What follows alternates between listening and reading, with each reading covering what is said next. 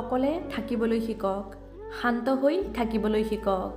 ভাল ব্যক্তি কেতিয়াও স্বাৰ্থপৰ নহয়। তেওঁলোকে কেৱল সেইসকল ব্যক্তিৰ পৰা আঁতৰি থাকে যিয়ে তেওঁলোকৰ কোনো মূল্য নুবুজে, তেওঁলোকক গুৰুত্ব নিদিয়ে। যি ব্যক্তি খঙতে কান্দি কান্দি সকলো ব্যক্ত কৰে সেইসকল ব্যক্তি শুদ্ধ অন্তৰৰ হয়। কাৰণ খং আৰু কান্দোনে মানুহক সঁচা কথা ক'বলৈ বাধ্য কৰে। কেতিয়াও কাৰোৰ পৰা বেছিকৈ আশা নকৰিব, কাৰণ যিমানে আপুনি আশা কৰিব তাৰ যদি আপুনি অলপো নাপায় তেতিয়া আপুনি বেছি দুখ পাব। আশা যিমান গভীৰ হয়, আঘাতো সিমান গভীৰ হয়। আইনা আৰু সম্পৰ্ক দুয়োটাই বৰ ঠুনুকা, কিন্তু দুয়োটাৰ মাজত এটা পাৰ্থক্য আছে। আইনা ভুলতে ভাগে আৰু সম্পৰ্ক সন্দেহত ভাগে। কেতিয়াও সেই পৰিস্থিতিত নিজকে তল কৰি নেপেলাব য'ত আপুনি ভুল কৰা নাই, আৰু কেতিয়াও সেই স্থানত নাথাকিব য'ত আপোনাৰ সন্মান নাই। অকলে থাকিবলৈ শিকক, অকলে আগবাঢ়িবলৈ শিকক, কাৰণ সমৰ্থন যিমানেই সঁচা নহওক কিয় এদিন নিজৰ স্বৰূপটো দেখুৱাবই। আপুনি এবাৰ ভাবি চাইছেনে, জীৱনত আপুনি যিমান দুখ পায় তাৰ আধাখিনিতো আনৰ ওপৰত আশা কৰাৰ পৰাই পায়। সেয়েহে আশা কেৱল নিজৰ ওপৰতহে কৰিব লাগে। আন্ধাৰতো নিজৰ ছাঁটোৱে আপোনাক ত্যাগ কৰে, তেনেস্থলত অন্য ব্যক্তিয়ে আপোনাৰ লগত থাকিব বুলি কেনেকৈ আশা কৰিব? অপেক্ষা কৰাজনে সিমানহে পায় যিমান চেষ্টা কৰাজনে এৰি দিয়ে। যেতিয়া আপুনি নিজৰ মূৰ্তি নিজেই খোদিত কৰিব তেতিয়াহে মানুহে আপোনাক বিচাৰিব। জীৱনটো জীয়াই ৰখাৰ মাত্ৰ এটা শৈলী মনত ৰাখক। যিয়ে আপোনাক নুবুজে, বুজি নাপায় সেইসকলক আওকাণ কৰক। কোনোবাই বৰ সুন্দৰকৈ কৈ গৈছে, সেই ব্যক্তিয়ে আপোনাৰ মূল্য কি বুজিব যাৰ সেৱাৰ বাবে আপুনি সদায় নিজকে আগবঢ়াই দিয়ে। নিজৰ দুখ ভৰা জীৱনত নিজেই যুদ্ধ কৰিব লাগিব। ইয়াত ঠাট্টাটো সকলোৱে কৰিব, সমালোচনাটো সকলোৱেই কৰিব, কিন্তু সঁচা সমৰ্থন কোনেও নিদিয়ে। যিয়ে আপোনাৰ খং সহ্য কৰি আপোনাৰ লগত থাকে, তেওঁতকৈ বেছি মৰম আৰু আপোনাক কোনেও কৰিব নোৱাৰে। এনেকুৱা কিবা এটা কৰক য'ত আপোনাৰ পিতৃ-মাতৃয়ে প্ৰাৰ্থনা কৰোঁতে ক'ব পাৰে যে, হে প্ৰভু, প্ৰত্যেকটো জনমতে আমাক যেন এনেকুৱা সন্তানেই দিয়ে।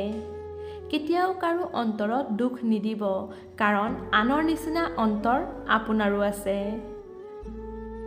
যিদিনা আপুনি আনৰ কথা চিন্তা কৰা বাদ দিব, তেতিয়া বুজিব যে সেইদিনাৰ পৰাই আপুনি জীৱনৰ আনন্দ লোৱা আৰম্ভ কৰিছে।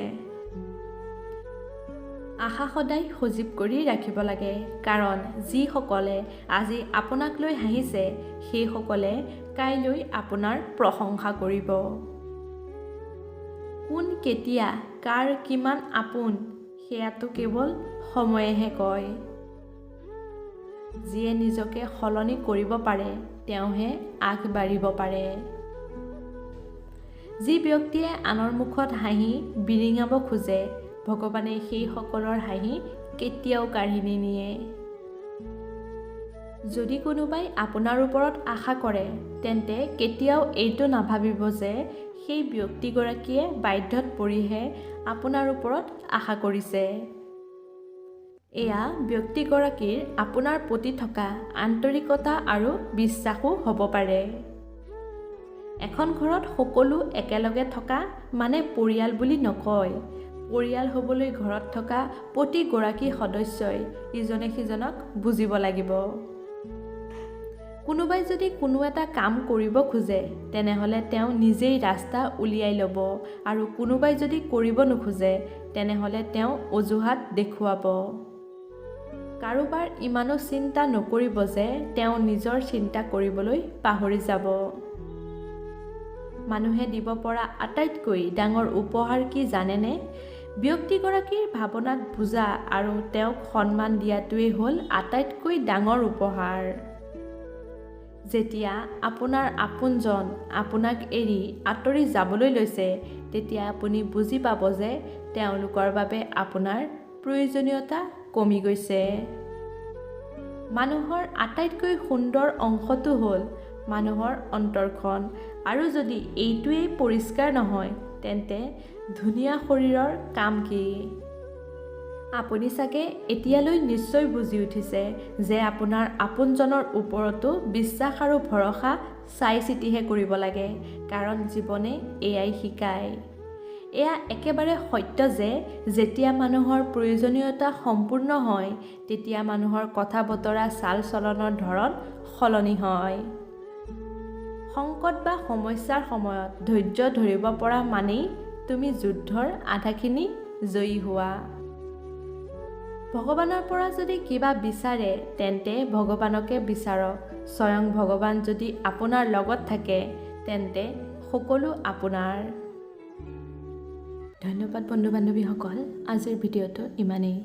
যদি ভিডিঅ'টো ভাল পালে লাইক এটা কৰি শ্বেয়াৰ কৰি দিব আৰু এনেধৰণৰ ভিডিঅ'ৰ বাবে আমাৰ চেনেলটো ছাবস্ক্ৰাইব কৰি ৰাখিব।